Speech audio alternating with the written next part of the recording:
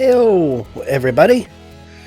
So, last time we beat the first dungeon. Now we're gonna do some prep before we go for the second dungeon.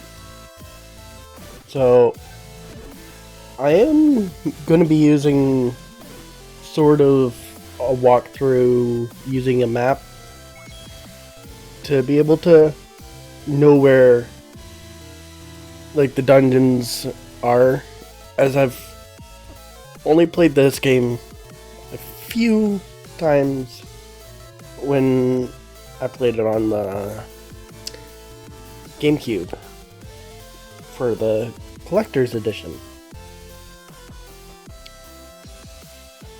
So there's shops scattered around. We have to find some more rupees, be able to do anything. So let's see here. We are just sort of going around.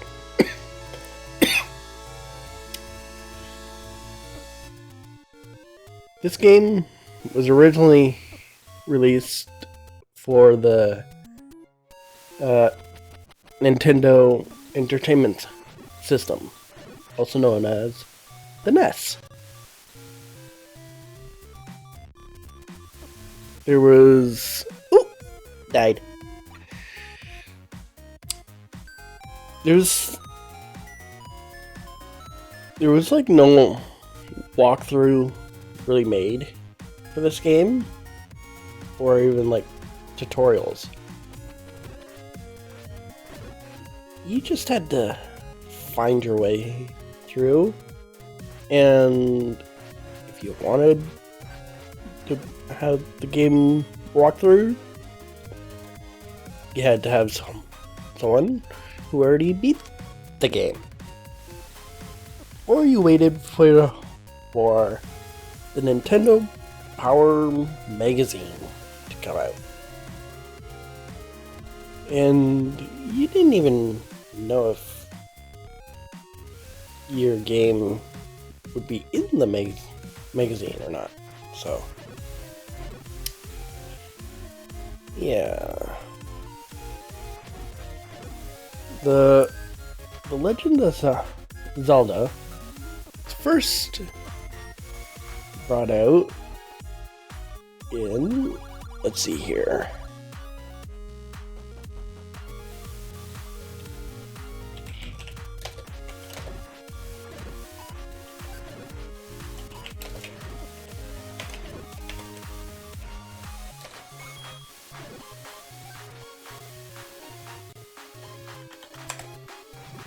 was first brought out February 21st, 1986.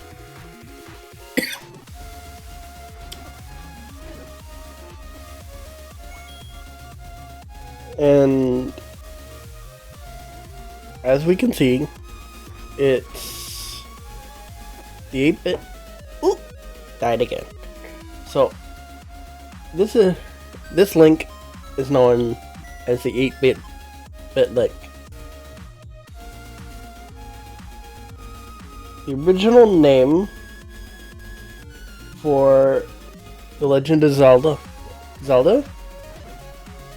when it was released in Japan, was known as the Hyrule Fantasy Zelda no Densetsu. Hopefully I pronounced that last part correctly. If not, I'm sorry for butchering it. So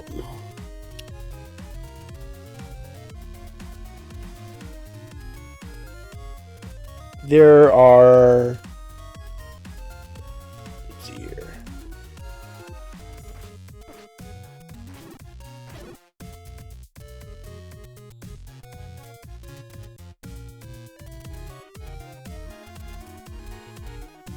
So there are 9 dungeons in the game. the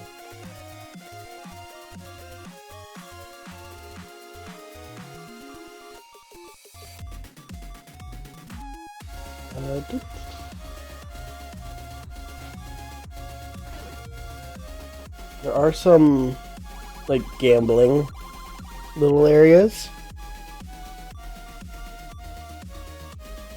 but I'm probably not gonna use them.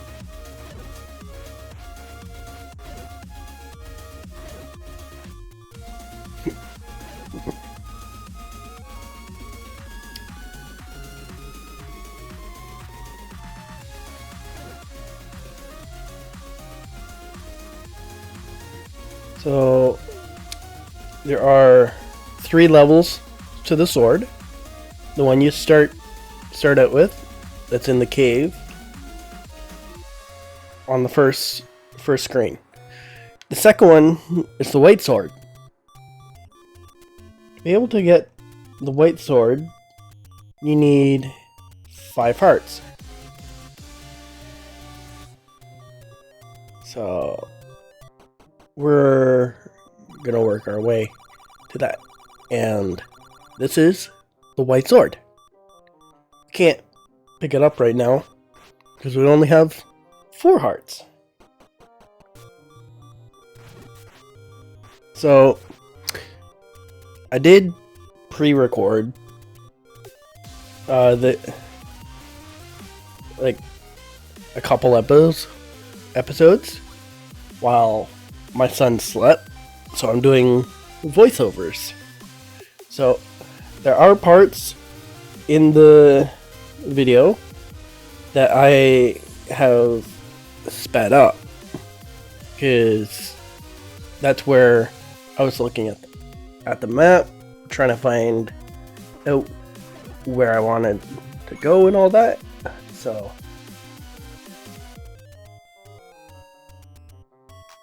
yeah, there is one of those spots coming up, so it's like rather quick. So I put it to +10 speed, so it just flies right through it. Ooh, another shop. So let's see here.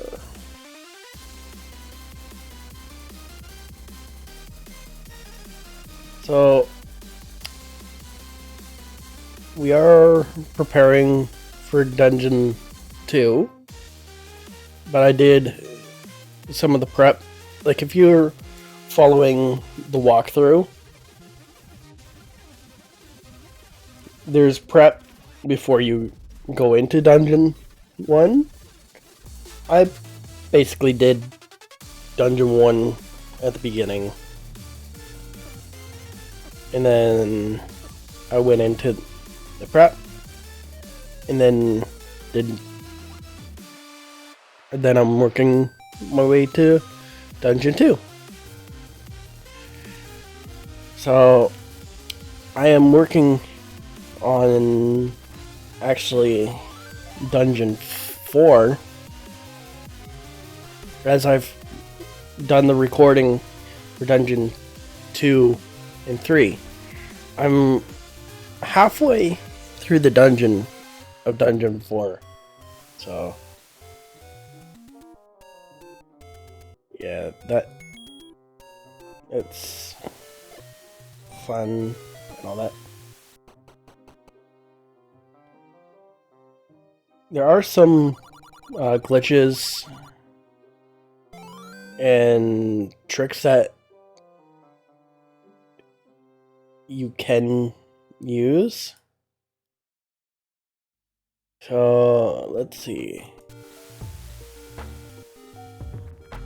When do we pick up the magic sword?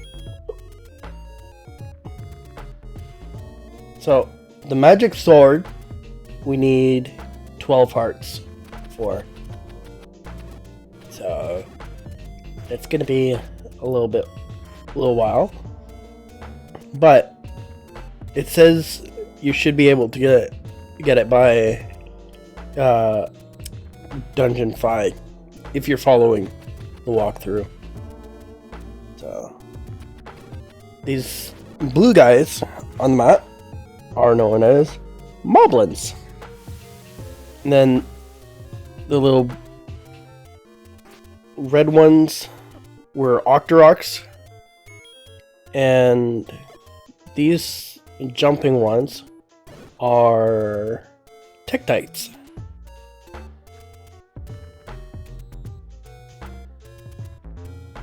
Tektites and Octoroks show up throughout the series. The Moblins show up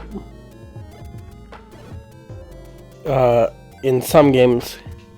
They don't make an appearance in Ocarina of Time, which Ocarina of Time is the very first Zelda game I ever played. So I wanted to make sure I got that looked after.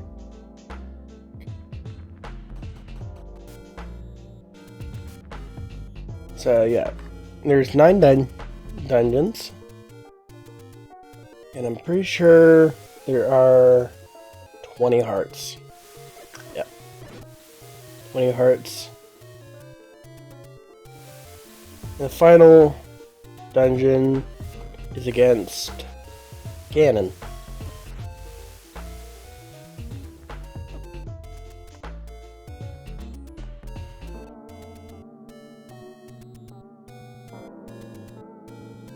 Gannon was first started out in this one as in his pig form. In the second game, he is also in his pig form. The third game, let's see.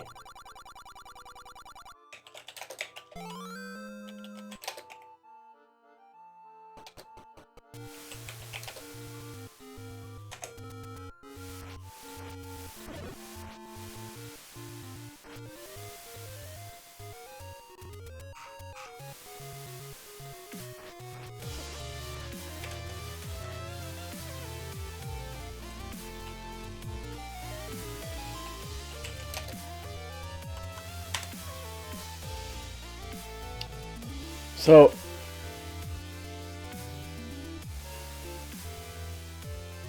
the first game was released in 1986, which is this Zelda. Zelda 2, The Adventure of Link, 1987 for the NES. The Legend of Zelda, A Link to the Past, 1991. That was for the Super Nintendo.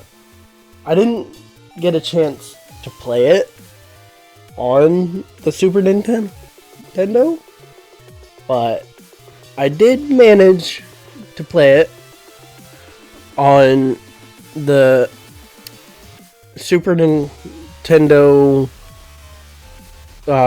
collection for the Switch. So when I go to play those, like the console games that I don't own, like don't own physical copies, I will use the ports. I didn't feel like whipping out my NES or even my died again or my mini NES collector's edition to be able to play this one. I'm probably gonna do the same thing with Zelda 2. Uh, the fifth game in the fourth game is The Legend of Zelda Link's Awakening, released in 1993. The fifth game is Ocarina Time, released in 1998, which was actually the first Zelda game that I actually played. So, the copy that I had... Ooh! Died again. The copy that I had for Ocarina Time was actually the Master Quest version of it. And I'm like, okay, this is actually really, really tricky.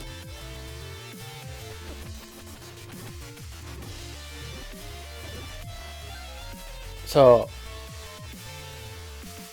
forcing myself to go through the game, I actually made it to Gannon, like Ganondorf, but I could never beat his final boss. Like, there's the dead man's volley, and I could never do it. Like, I lucked out in the Forest Temple, but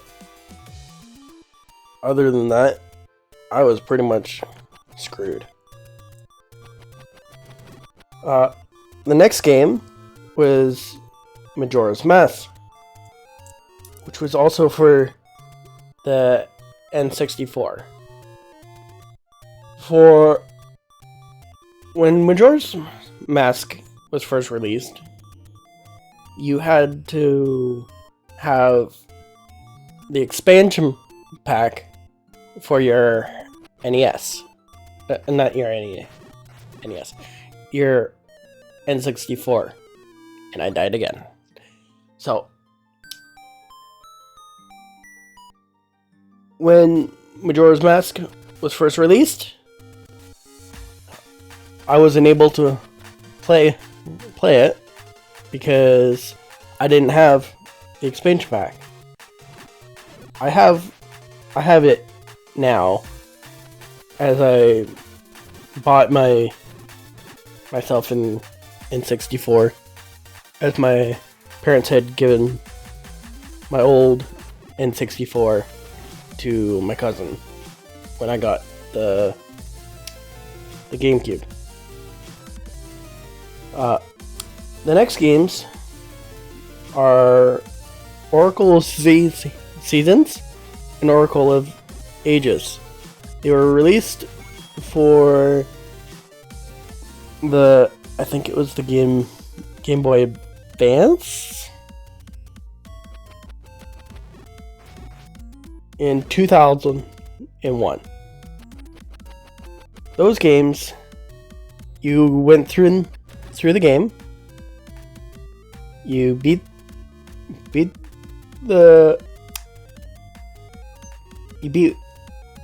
Oracle Seasons. They gave you codes for Oracle of Ages, which had a secret ending, and vice versa. So, either way, you can still do things. And I died again. So, the next game was The Legend of Zelda The Wind Waker, which was released for the GameCube. For the longest period of time, I actually only had the demo of Wind Waker, because it came in the collector's edition of the game.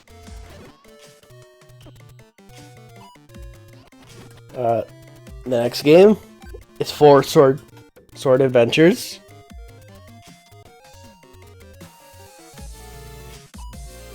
That's weird.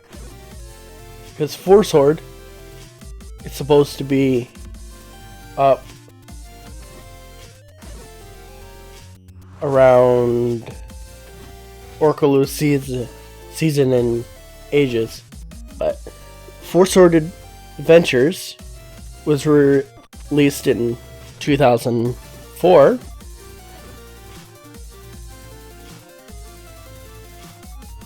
And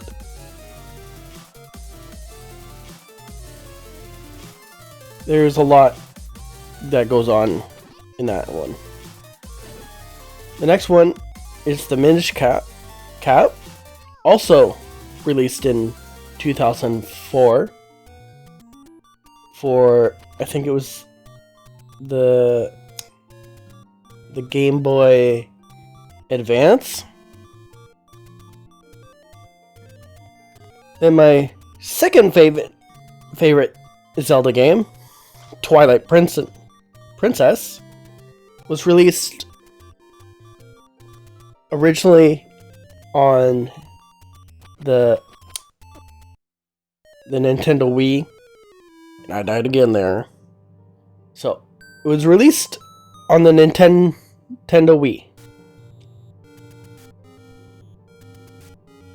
It was also released on the GameCube. Twilight Princess is one of the Zelda games where Link is actually using his sword in his right hand.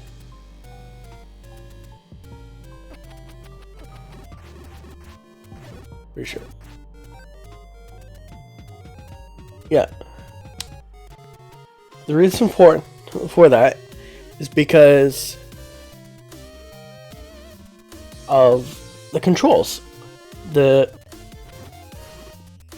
Joy-Con, not Joy-Con, the Wii remote was right-handed with the control stick in your left hand. So that made all that so much harder. But the game was still very fun. The next game was Phantom Hourglass, also released for the Game Boy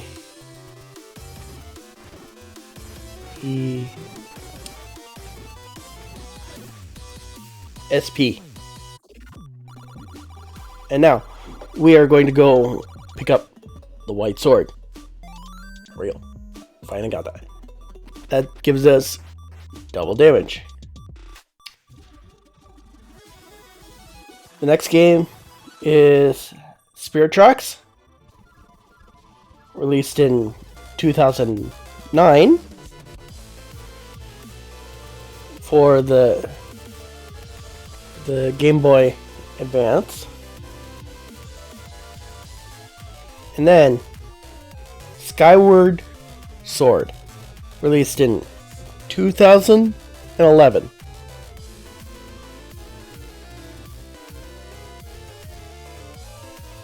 And that was also released on the Nintendo Wii. I think it was during the Wii U era. Or like right at the end of the Wii era. Skyward Sword is also uses motion control.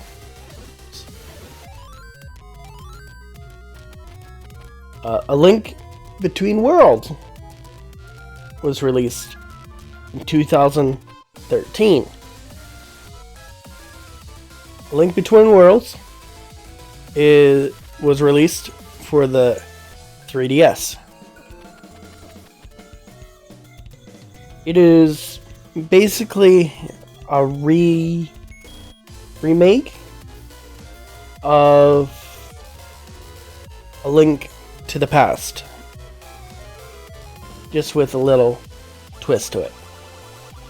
Then there's Triforce Heroes for the 3DS, released in 2015.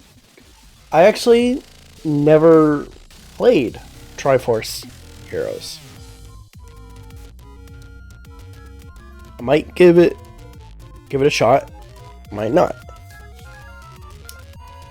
Then we have The Legend of Zelda Breath of the Wild, released in 2017. It was released as the first game for Nintendo Switch.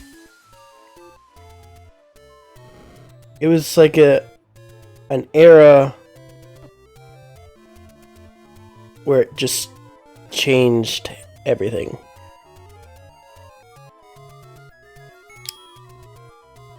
Breath of the Wild was also released for the Wii U.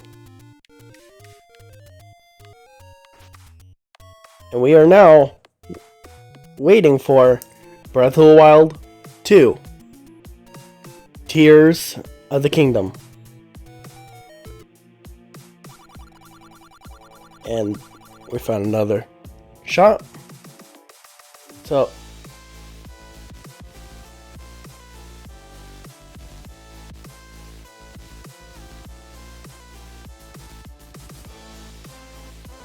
there are also numerous games that are not like Zelda, like The Legend of Zelda based, but they are based in Hyrule. So there's Hyrule Warriors, released in 2020. Hyrule Warriors Age of Calamity was released shortly afterwards, also in 2020. And then the most unique Zelda out there right now is Cadence of Hyrule,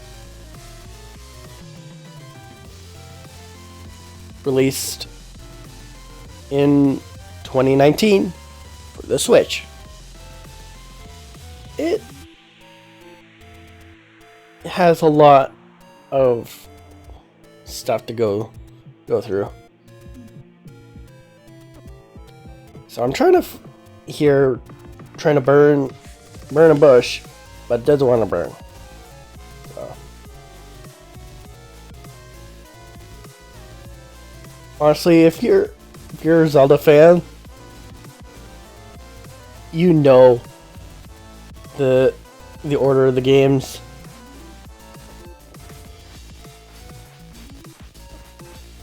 But the series, according to Nintendo,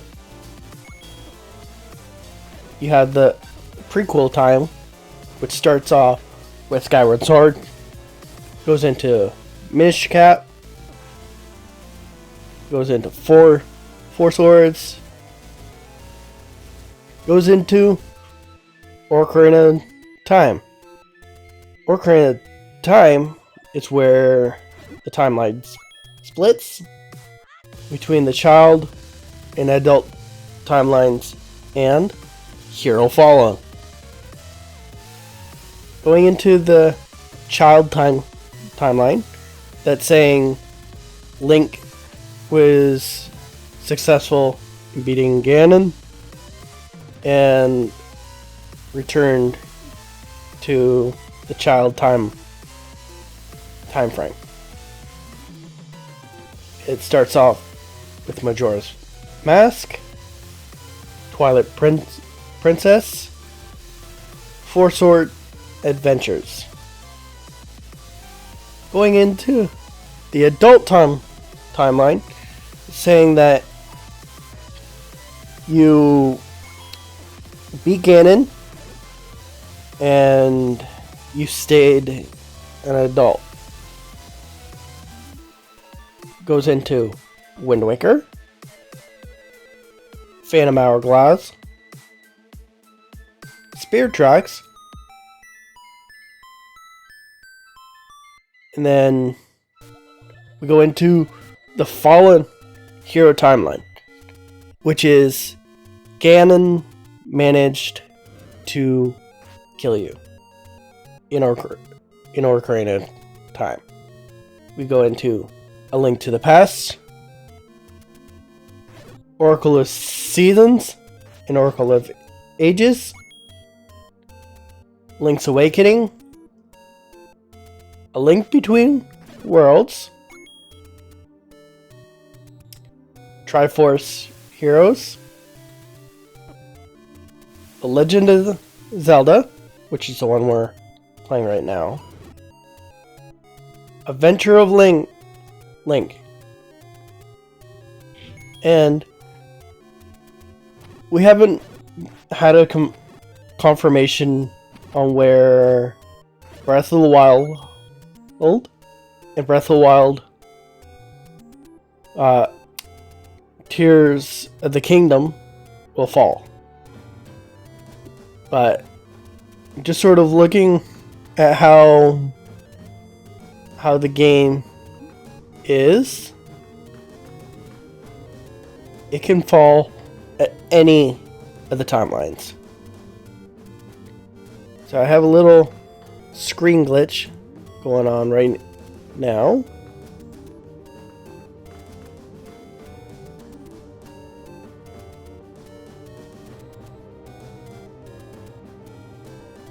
So hopefully this fixes itself here shortly. Don't know why I left the screen glitch going for so long. But like, people are speculating that Breath of the Wild and Breath of the Wild 2 will land in the Fallen Hero timeline. That means that if both of those games are in Fallen Hero, that means the outcome of the child timeline is different and the adult timeline is different.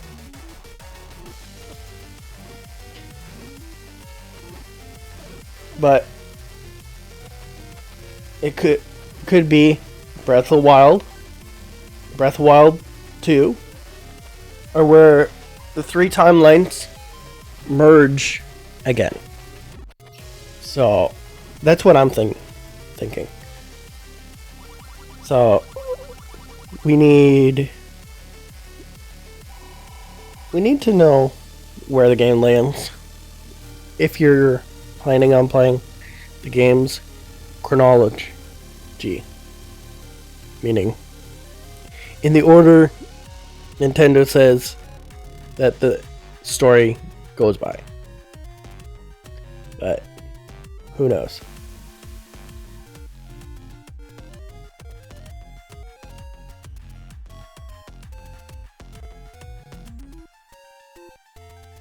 Yeah. I should be getting close to the second dungeon.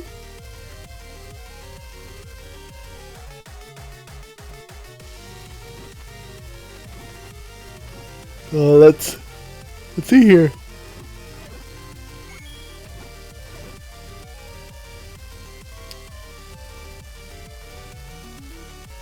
Make sure to comment below and tell me what your favorite Zelda game is.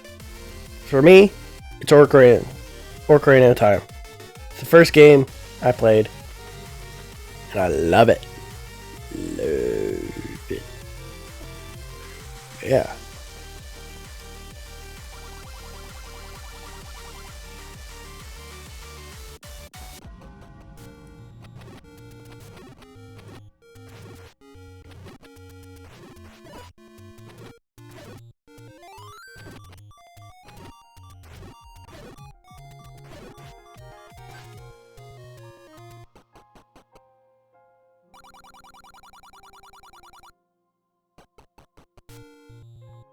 Yeah.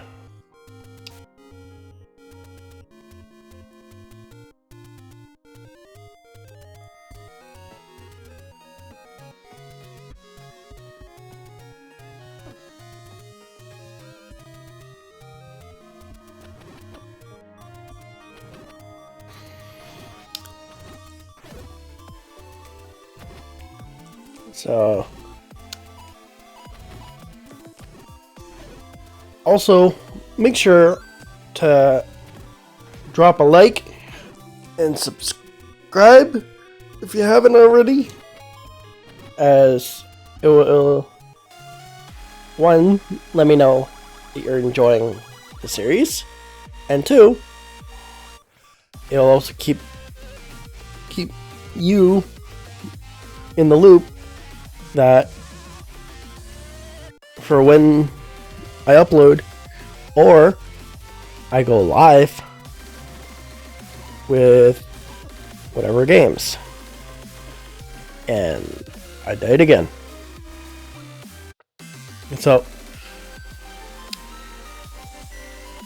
my one friend, the Grande Gamer, and we are doing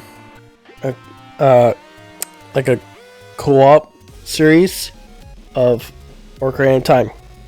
I'm helping him go through the game as I can go through it without even thinking about it. But he needs the help. So I don't mind helping people play a game. So we're off to find the dungeon. Where is the second dungeon? It should be coming around the mountain. So yeah, I'm gonna try keeping these episodes to like a half-hour time, as I feel that's necessary. Gives me time to go through the game, and also to be able to do all the prep for future dungeons and all of that. So we are now in Dungeon 2. It's full of snakes. Good thing I'm not afraid of snakes. Honestly, I'm not really afraid of anything.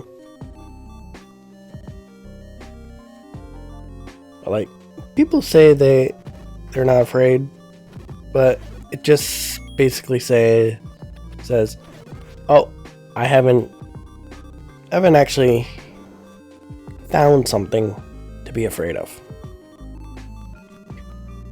So, in some of the shops throughout the game, there are keys available. If you buy a key, it can be used anywhere. You can even collect the keys in the dungeon and say, okay, I'm going to another dungeon, and then you use the keys there.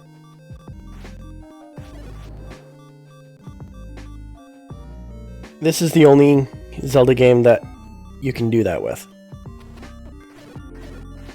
All the other Zelda games, the the dungeon keys have to be used in the dungeon, which honestly should have been the way to do things. Not just like say, here's the key. Okay, let's go to the final dungeon. Open up all the doors.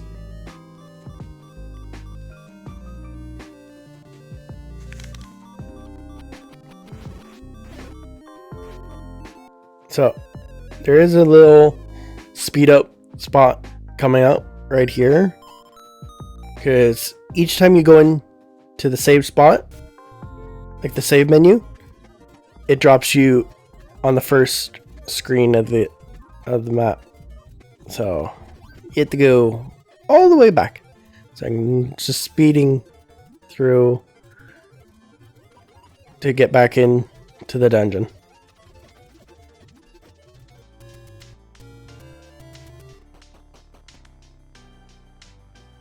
So, yay! But yeah, this episode by itself is going to be about, well, I'm going to say close to 50 minutes. Only because I had to do the prep for the first dungeon, as I forgot to do that in the first episode. Yeah, I would definitely want to try keeping it around 30 minutes. But if I go a little longer, that's okay. But I'm going to be doing one dungeon per episode. So that way I can keep track of how many episodes I'm going through. So there's going to be 9 episodes for this game. When I get into the second game, that one is like rather cryptic. Like, you have to know what you're doing and where you're going just to get through that one. So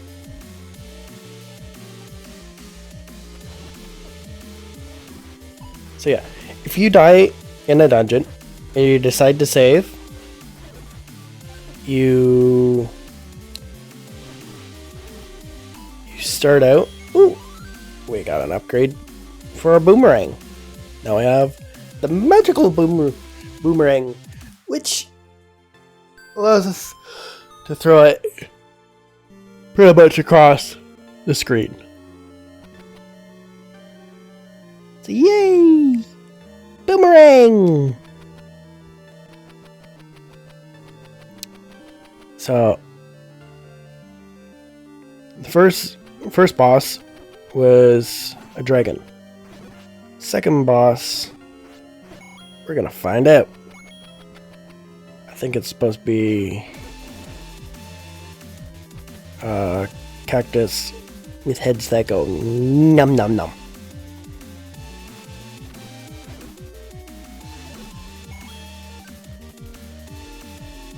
Yeah, lots of fun. So yeah, I do plan on revisiting some of my other series, like my God of War series. The reason why I haven't done the God of War in a bit is because I was having some problems with my PS4, as it would not send a signal through my capture card to my screen. But if I plug the cord into my screen and like if I directly plug my PS4 to my screen, I could see the video. If it went through my capture card, I couldn't see anything. And I died again. Don't know why I went back in that room. That's where we got the boomerang. So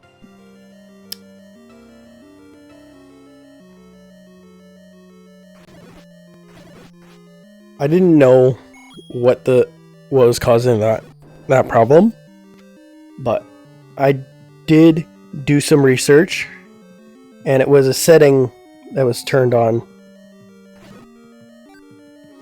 that was preventing the capture card from sending the video out. So I got that fixed. So now I'm going to be doing some PS4 Let's Plays. So yeah.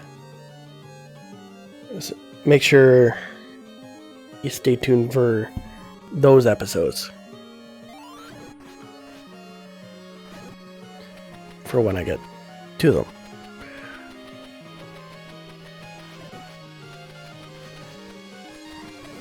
So I play more than just like single player games. I do play some multiplayer games, but like personally I don't like having to wait for people to join in to be able to go and do areas of the game. Because it's saying, hey, I'm waiting for you to come do things. But I'm like, okay, I don't really want to wait. I just want to play the game, which is why most of the time I'm playing single player. But I do play multiplayer. So if you have a game suggestion for me, you can let me know. I have reached the watch hours, and my subscriber limit, like my current subscribers, basically says like I have reached the monetization point. I have this feature enabled. I'm still working on trying to find out how to do the monetization and all that. So